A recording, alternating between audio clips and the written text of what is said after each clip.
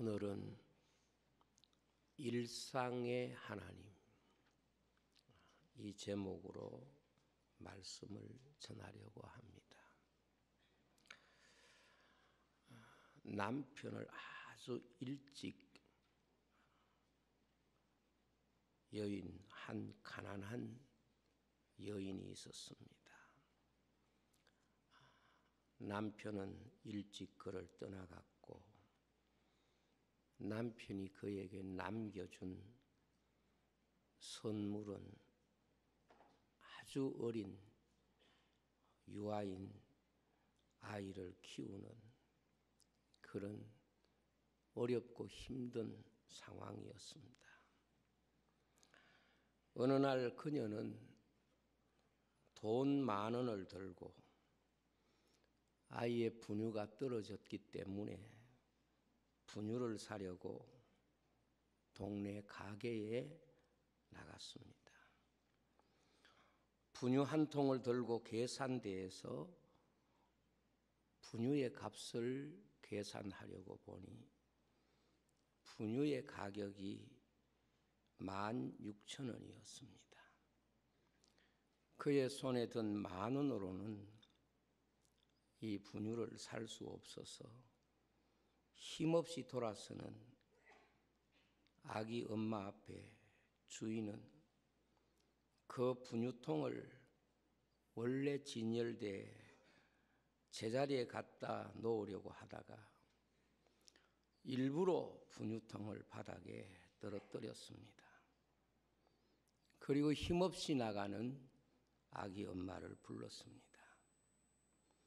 이 분유는 통이 찌그러져서 다른 사람에게 팔 수 없으니 밤값에 사가라, 그렇게 이야기를 했습니다. 아이 엄마는 10,000원을 주고 그 분유를 가슴에 안았는데 10,000원을 내미니 거스름 돈으로 2,000원을 덜어내 주었습니다.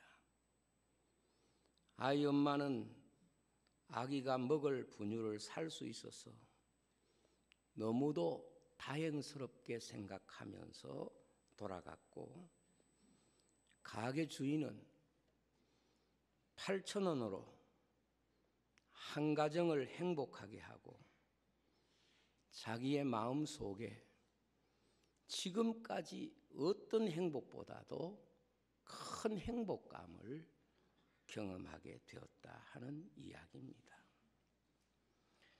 가게 주인은 다른 사람의 마음에 감사를 주면서 비로소 자기의 마음에 하나님의 나라가 이루어지는 것을 그때 경험을 한 것입니다.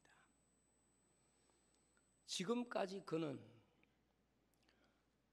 열심히 돈을 벌고 자기의 기대치를 채우면 행복할 것이라고 생각하고 살았는데 그 일을 통하여 그가 배운 소중한 영적인 경험은 천국이라고 하는 것은 내 욕망을 채우고 특별한 목적을 이루는 데 있는 것이 아니라 자신의 일상의 삶에서 경험되고 자신의 삶의 일상에서 찾아야 된다는 것을 깨닫게 되었다 하는 이야기입니다.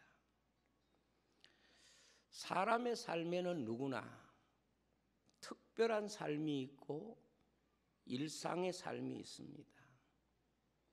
특별한 삶이라고 하는 것은 일상의 삶과는 다른 그에게 중요도가 주어지는 이런 삶이라고 느끼는 정서일 것입니다. 일반적으로 사람들은 특별한 삶에 자신의 삶의 중요성이 있다고 느끼기 때문에 그 특별한 삶에서 하나님의 나라를 찾으려고 그 특별한 삶을 찾고 추구하는 이런 마음의 방향성이 있습니다. 그러면서 일상의 삶 속에서 하나님이 감추어 놓은 하나님의 나라를 모르고 지나치는 경우가 얼마나 많은지 모릅니다.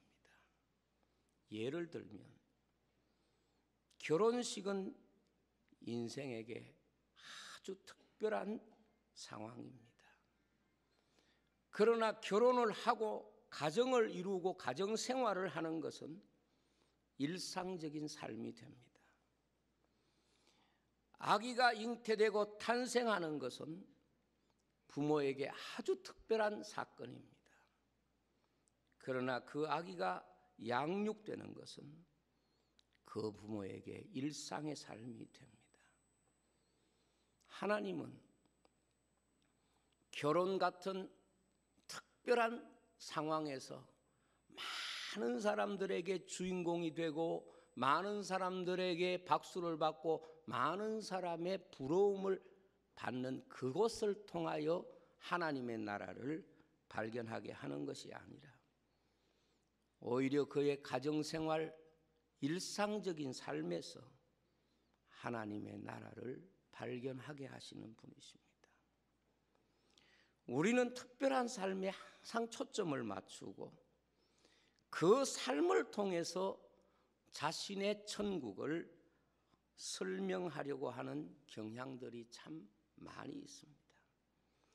그래서 일상적인 삶의 가치보다는 특별한 삶을 통해서 자기 자신의 행복과 기쁨을 해석하려고 그러한 것들을 찾고 노력합니다.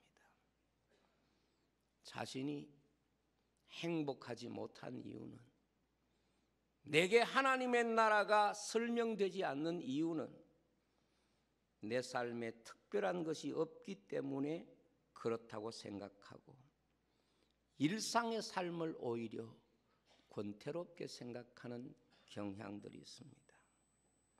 그러나 정말 지혜로운 사람은, 정말 영적으로 하나님 앞에 깨어있는 사람은 자신의 삶에 특별함에 초점을 맞추고 사는 사람이 아닙니다. 정말 좋은 가정은 훌륭한 결혼식을 통하여 행복한 가정을 꾸리려고 하는 게 아니라 일상적인 삶을 통하여 행복한 가정을 꾸릴 줄 아는 사람이 자기 가정에서 하나님 주신 기쁨을 누릴 줄 아는 사람입니다. 때문에 성도는 자신의 신분과 자신의 자랑을 가지고 하나님의 나라를 설명하는 사람이 아니라 자신의 일상을 하나님의 나라를 가꾸어가는 상황으로 인식하는 사람이라고 볼 수 있습니다. 예를 들면 화려한 결혼식에 하나님의 나라가 설명되는 게 아니고 오히려 일상적인 가정생활에서 하나님의 나라를 발견하는 그 사람이 진정한 믿음의 사람입니다. 그래서 사람은 좋은 가정을 이루기 위해서 어떤 상황과 조건이 필요한 것이 아니라 일상의 삶을 충실하게 살아가는 이 영적인 능력을 가져야 되는 것입니다. 적어도 성도가 하나님의 백성이라고 하면 뛰어난 사람이 되려고 애쓰기보다는 충실한 사람이 되기 위하여 힘쓰는 사람이 되어야 하고 최고의 사람이 되기 위하여 노력하기보다는 최선의 삶에 하나님의 나라가 있다는 것을 깨달아야 되는 것입니다. 오늘 우리는 너무 특별한 것에서 하나님의 나라를 경험하려고 하다 보니까 일상을 오히려 지옥으로 만들어버리는, 특별한 것에서 하나님의 나라를 해석하려고 하다 보니까 일상 속에 감추어둔 하나님의 나라는 사라지고 마는 것입니다. 우리가 성경 전도서를 보면 솔로몬은 특별한 것에서 하나님의 나라를 찾으려고 일생을 몸부림쳤습니다.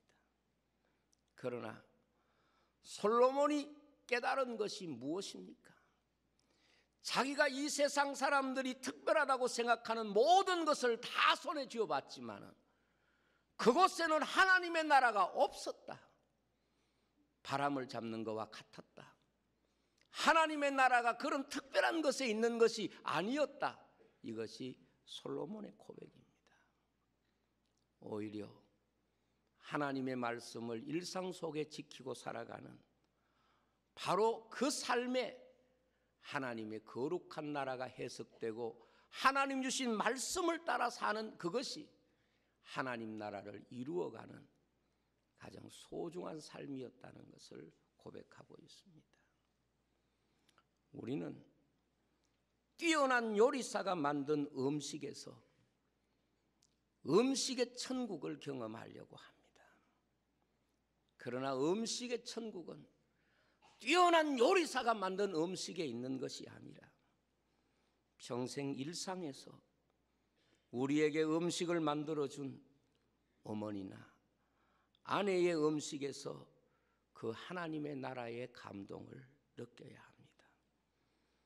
뛰어난 요리사가 만든 음식은 분명 탁월한 음식임에 틀림이 없지만 그 음식 가지고는 음식의 천국을 설명하지 못합니다. 잠언은 식탁에서 누리는 천국은 음식이 아니라 사람이기 때문이라고 말씀하고 있습니다. 오늘 현대인들은 너무 특별한 것에 대하여 하나님의 나라를 해석하려는 이런 욕구 때문에 일상의 삶에서 하나님이 우리에게 주신 하나님의 나라를 오히려 지옥으로 만들어버리는 이런 경향들이 많이 있는 것 같습니다. 교회 봉사도 그렇습니다. 탁월한 사람들이 봉사를 통하여 하나님의 나라를 경험하느냐? 그럴 수 있지만 진정 봉사를 통하여 하나님의 나라를 경험하는 사람은 평생을 자신의 일상의 삶에서 교회를 섬기고 하나님을 사랑하는 사람이 자신의 직분을 통하여 하나님의 나라를 경험하게 되는 것입니다. 하나님의 교회를 섬기는 것은 아무리 잘해도 한 번으로 완성되는 충성은 없기 때문에 그렇습니다. 말 그대로 죽도록 충성하는 것입니다. 성도에게 하나님의 나라는 인내로 이루는 구원과 같은 것입니다.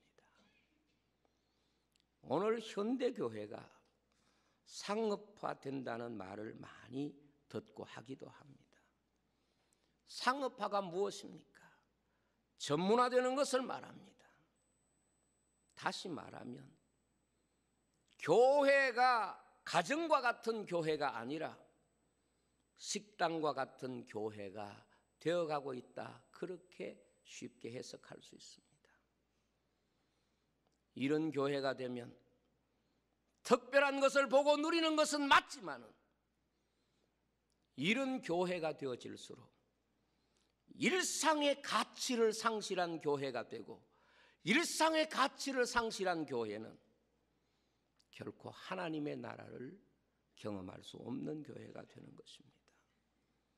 왜냐하면 교회는 가정의 구조로 해석되어져야 하나님의 나라를 해석하는 공동체가 되기 때문에 그렇습니다. 오늘 성도들이 주의 교회를 섬길 때 또 우리의 삶에서 주님을 위하여 살려고 할 때 너무 특별한 상황으로 너무 특별한 방법으로 너무 특별한 재능이 있어야 하나님을 섬기고 하나님의 뜻을 알 수 있다고 생각하는 마음을 내려놓아야 합니다. 성도는 가장 일상적인 삶으로서 하나님을 섬기고 가장 일상적인 방법으로 하나님께 헌신할 수 있어야 합니다. 일상적이라는 말이 무엇일까요?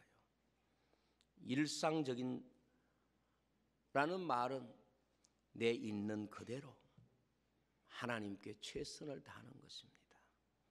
내게 주어진 상황 그 안에서 하나님 앞에 최선을 다하는 자세입니다.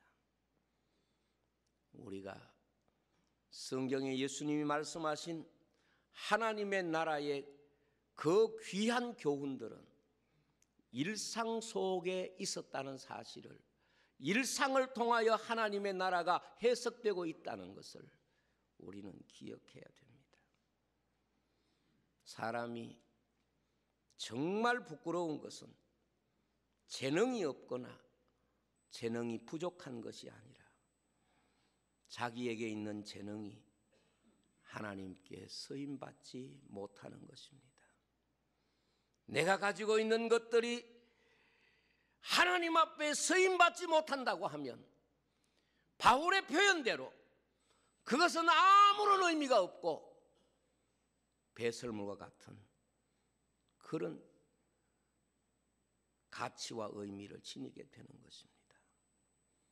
성도는 내가 가진 것이 비록 물맷돌과 같이 내가 일상에 가지고 있는 비로소 작은 아무것도 아닌 것 같지만은 하나님이 서시면 골리앗의 창보다 귀한 무기가 된다는 것, 이것이 바로 성경이 우리에게 가르쳐주는 참으로 귀한 가르침이라고 믿습니다.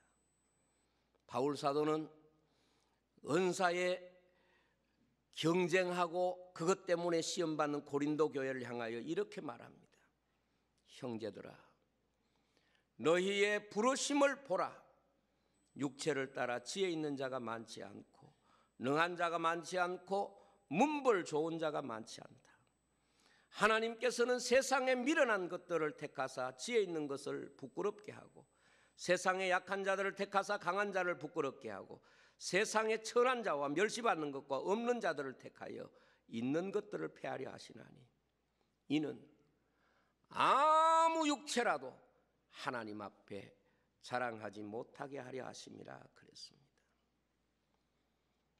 우리 사람은 특별한 상황과 특별한 조건이 하나님을 섬기는 도구라고 생각합니다.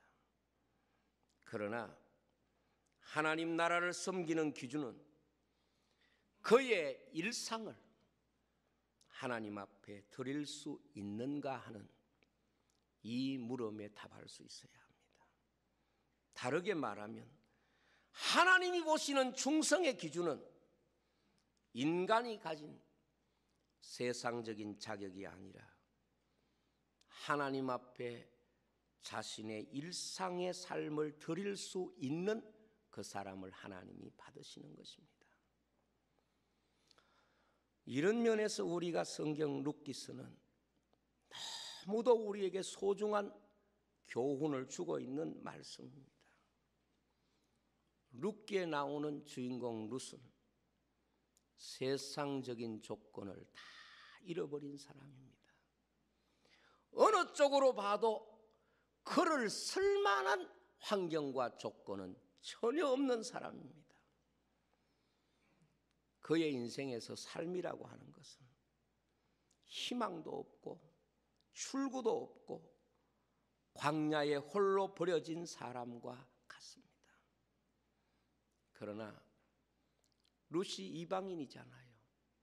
하나님이 어떻게 한 인생을 하나님의 구원의 반열에 세우시고 구원의 자리로 이끄시는가, 그것을 보여주는 인물이고 그것을 보여주는 말씀이 룻기서입니다. 하나님은 룻의 일생을 통해서 하나님의 뜻을 나타내시고 하나님의 인도를 한 인생에게 어떻게 나타내신가를 설명하고 있습니다. 그런데 사람들이 볼 때는 누가 룻의 삶을 보면서 하나님이 그 삶을 인도한다고 보겠습니까? 누가 지금 룻을 보면서 하나님이 그와 함께 한다고 느낄 수 있었겠습니까? 누가 룻을 보면서 하나님이 그를 사랑하고 있다는 걸 느꼈겠습니까? 누가 보더라도 룻기의 룻은 하나님이 살아계시면 어떻게 저럴 수 있는가?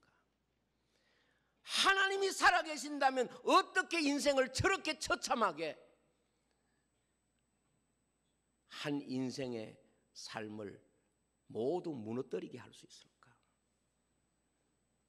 룻의 모습은 어느 쪽으로 보더라도 하나님이 함께 하시는 모습이라고 말할 수 없었을 겁니다. 어떻게 보면 하나님의 저주받은 가장 불쌍한 여자의 모습일 뿐입니다. 그러나 하나님이 이 사람의 하나님이 되어주시고 이 사람을 이끌어 가시는 모든 것은 하나님이 손을 잡고 이끌어 가시는 게 아니라 그의 일상의 삶 속에 하나님이 개입하시고 일상의 삶 속에 하나님이 일상을 통하여 베푸시는 은혜를 쫓아 하나님이 그에게 은혜와 복을 주시는 것입니다. 룻기서에 보면 이렇게 되어 있습니다. 그가 타국에 왔습니다. 가진 게 없습니다. 배가 고팠습니다. 그런 아침에 일찍이 일어나서 시어머니에게 이렇게 말합니다. 어머니, 오늘 내가 밭에 나가서 이삭을 주울 수 있도록 허락해 주십시오. 시어머니 나오미가 그래 가서 이삭을 줍도록 해라. 그런데 이삭을 주우려고 하면은 곡식을 베는 그 자리를 따라가서 곡식을 거두고 난 뒤에 그곳에서 이삭을 줘야 되니까 그걸 잘 기억하고 그렇게 이삭을 주어라 그랬습니다. 그래서 이삭을 줍기 위해서 곡식 베는 덜판을 찾다가 보니까 곡식 베는 밭을 찾다 보니까 성경에 우연히 엘리멜렉의 밭에 이르렀더라 그렇게 되어 있습니다. 하나님이 룻의 손을 잡고 엘리멜렉 앞에 데려다 준 게 아닙니다. 성경의 표현대로 이삭을 주우러 나가서 우연히 엘리멜렉의 밭에 이른 것입니다. 여기 우연이라는 말이 얼마나 특별한 말입니까? 이 우연이라는 말은 일상 속에 하나님의 인도하심이 있었다는 것을 설명하는 표현입니다. 하나님이 그에게 이 길로 가라 저 길로 가라 가르쳐줘서 간 게 아니라 그가 성실하게 그에게 주어진 일상을 따라 살 때에 하나님이 그 일상 통해서 하나님의 인도하심이 나타났다는 걸 설명하는 말입니다. 하나님은 사람이 일상에 성실한 그 삶을 하나님이 인도하시는 방편으로 삼으십니다.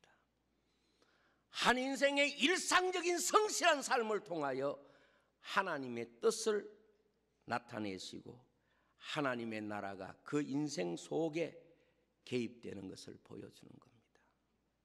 만약에 하나님이 아무리 룻을 사랑한다고 하더라도 낙심하고 내가 이곳에 와서 무슨 이런 기구한 팔자가 있단 말이냐 이렇게 그의 일상을 포기했으면 하나님이 그를 이끌어 가시고 엘리멜렉을 만나게 하시는 그 우연이라는 이 말씀이 결코 해석될 수 없는 말입니다.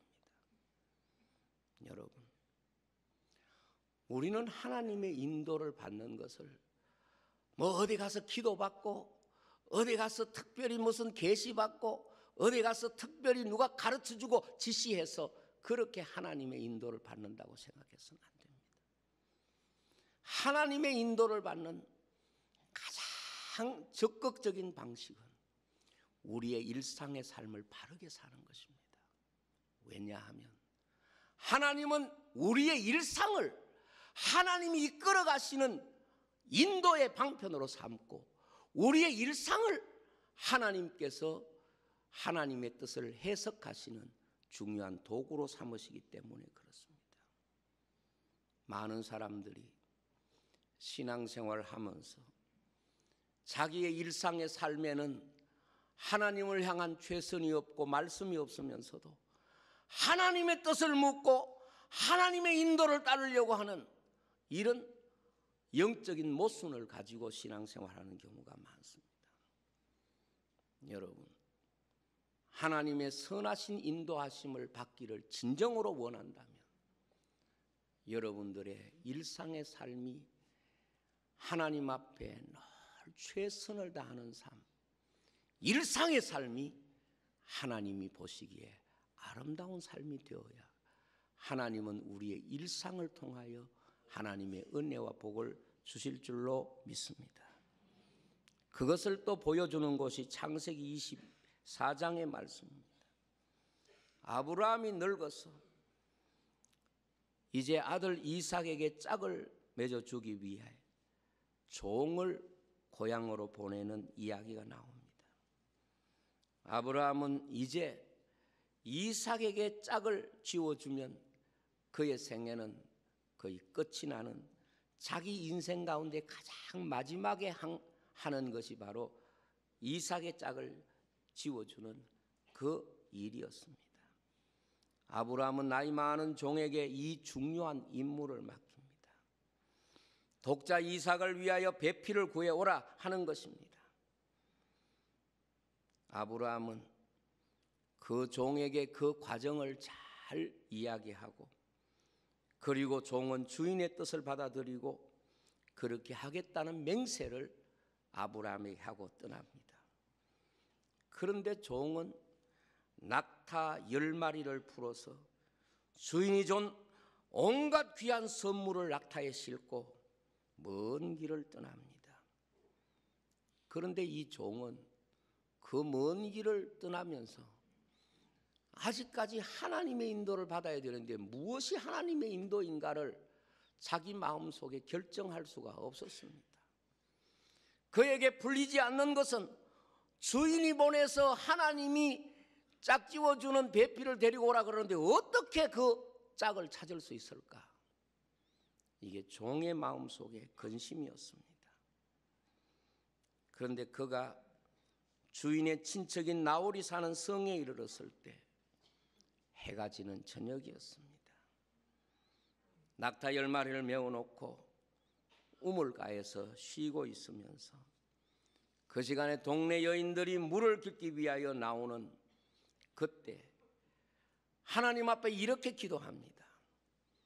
나의 주인 아브라함의 하나님, 나의 주인 아브라함에게 은총을 베풀어 주시기를 바랍니다.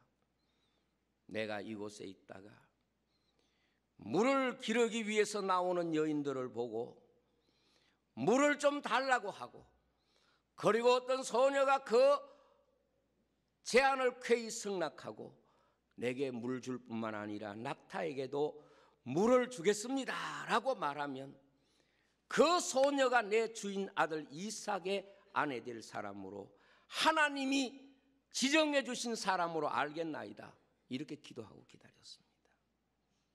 무슨 말입니까? 아브라함의 종은 하나님께서 뜻을 나타내시는 모습을 그들의 일상의 삶에 충실한 사람에게 하나님의 뜻이 있다고 믿었던 것입니다. 자기 일상의 삶이 충실한 그 사람에게 하나님께서 감추어 놓은 계획이 있다고 믿은 것입니다. 그리고 하나님은 바로 그 믿음에 응답해 주신 것입니다. 그래서 물길로 나왔을 때 아가씨에게 내게 물을 좀 달라 그랬더니만은 물을 주는 거예요. 물 주는 것으로 끝나지 않고 지금 종이 유심히 살피고 있는데 당신의 약대가 너무 목말라 하는 것 같으니 내가 물을 주겠습니다 하고 그 낙타 10마리에게 물을 갖다 주기 시작하는 거예요. 그러니까 이 종은 하나님 앞에 감사합니다. 나의 일상에 하나님께서 인도하심을 보여주셔서 감사합니다.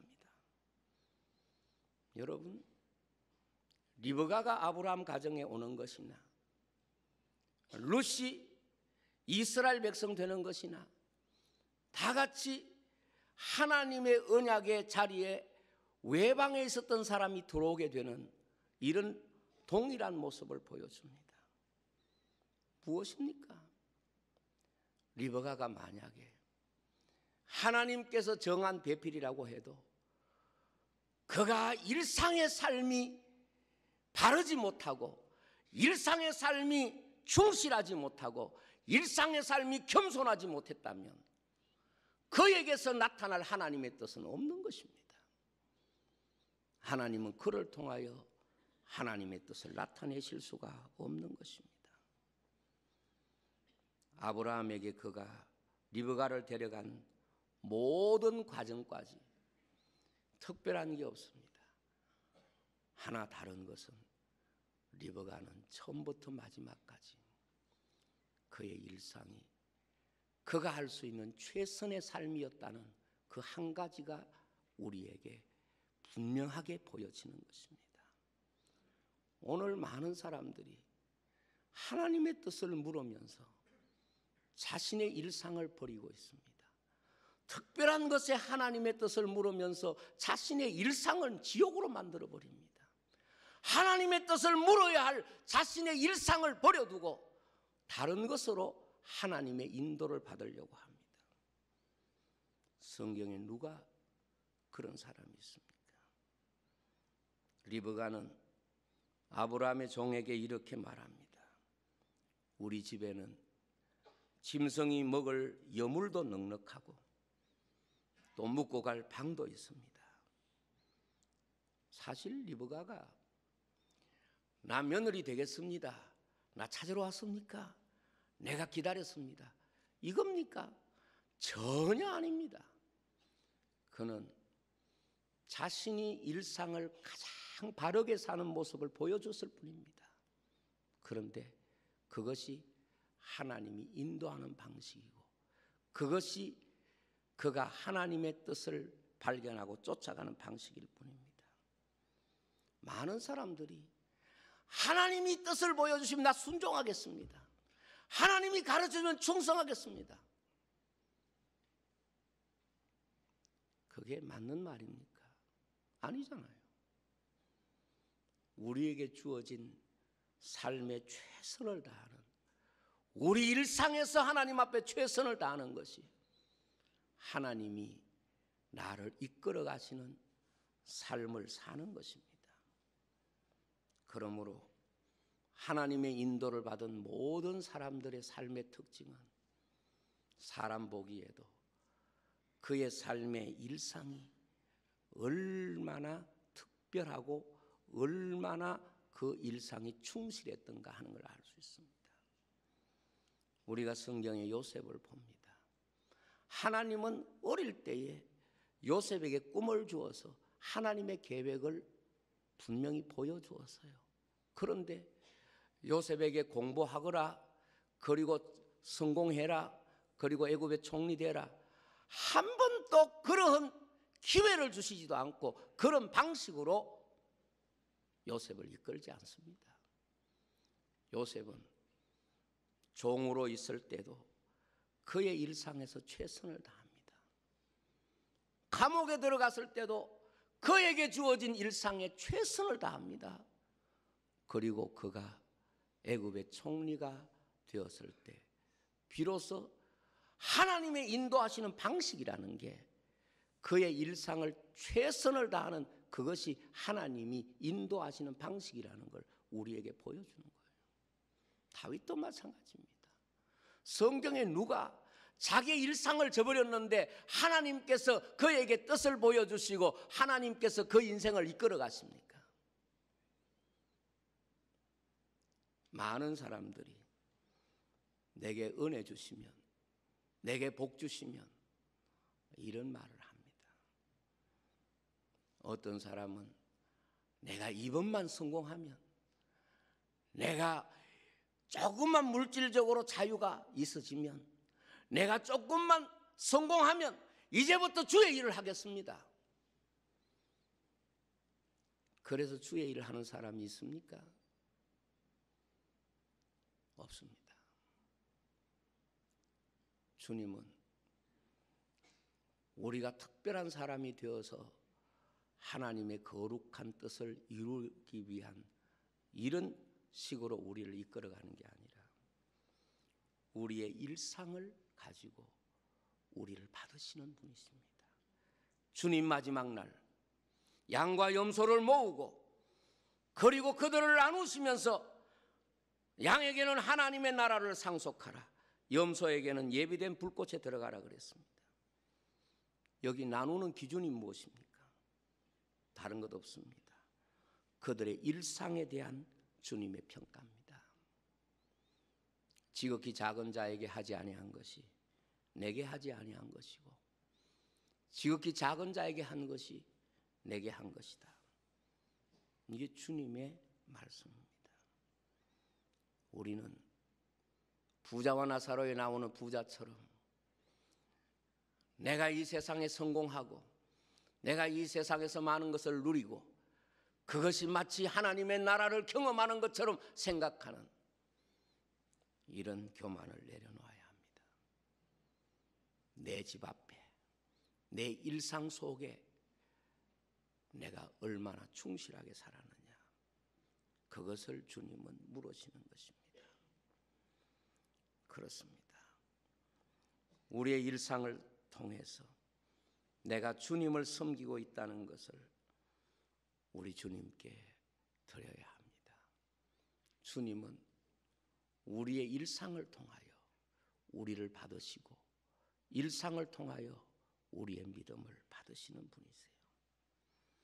그래서 세상에서 가장 아름답고 영롱한 보석은 내가 흘리는 땀방울이라는 글을 읽은 적이 있습니다. 그렇습니다.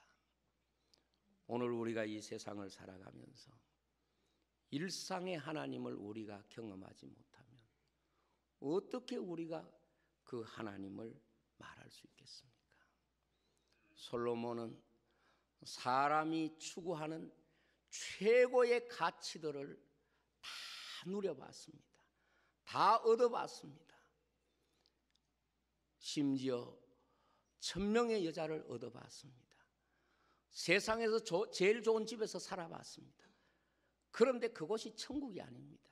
1000명의 여자와 살아봤지만 그것도 천국이 아니었습니다. 솔로몬이 진정 깨달은 하나님의 나라는 그의 일상에서 하나님의 계명을 지킬지어다. 이것이 우리가 우리의 삶에서 누릴 수 있는 하나님의 나라인 줄로 믿습니다. 어떤 사람이 그런 이야기합니다. 내 성공하면 주님 위해서 헌신하겠습니다. 내 부자 되면 주님 위해서 무엇인가 하겠습니다. 그래서 부자가 됩니까? 되어도 주의 일을 하게 됩니까? 안 됩니다. 하나님께서는 우리의 일상 속에서 하나님을 섬기기를 원하십니다. 주님께서 성전에 헌금하는 사람들을 보시고 부자의 많은 헌금과 과부의 두렙돈을 보시고 과부의 두렙돈을 더 많이 넣었다고 말합니다. 왜 그렇게 말합니까? 과부는 그 두렙돈 속에 자신의 일상이 다 들어있다는 것, 그것을 주님께서 말씀하여 주시는 줄로 믿습니다. 저는 한국 교회가 너무 상업화되어 가고 있다고 생각합니다.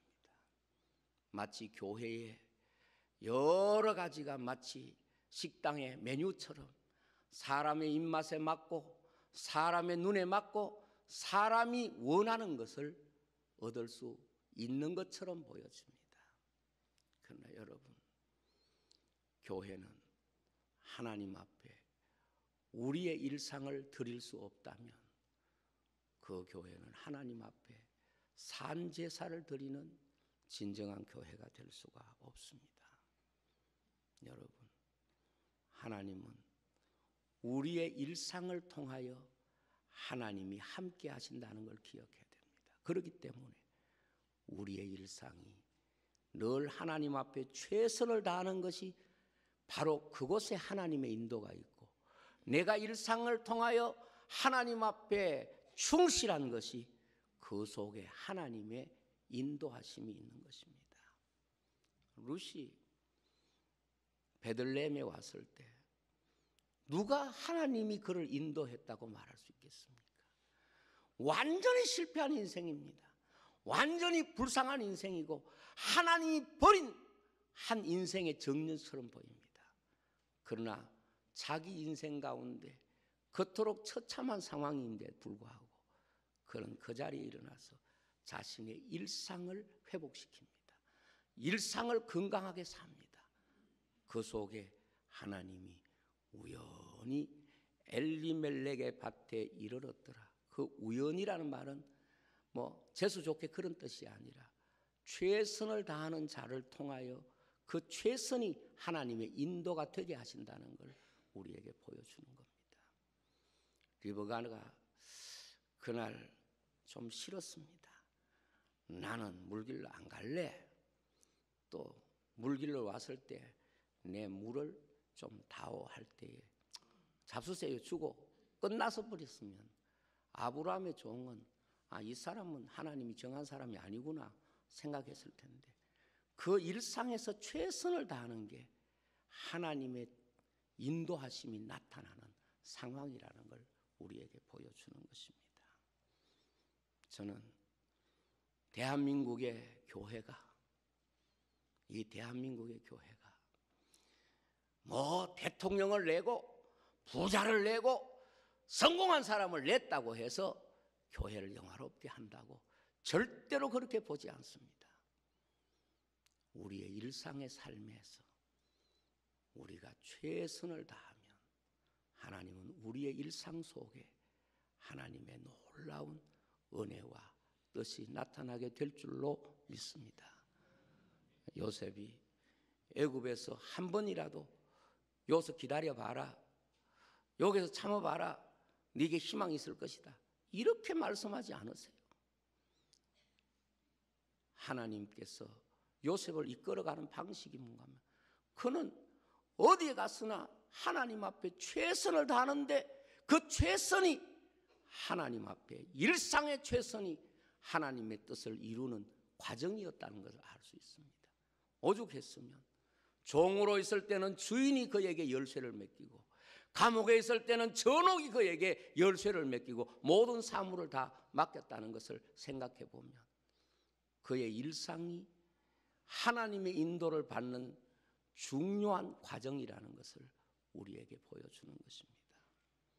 저는 이 대한민국 교회 성도들이 자신이 주어진 상황 속에서 가정에서나 직장에서나 모든 자리에서 우리의 일상 속에 최선을 다할 수 있다면 그곳에 하나님의 인도하심과 하나님의 은혜 주심과 하나님의 복 주심이 나타나는 현장이 될 것이다 믿습니다.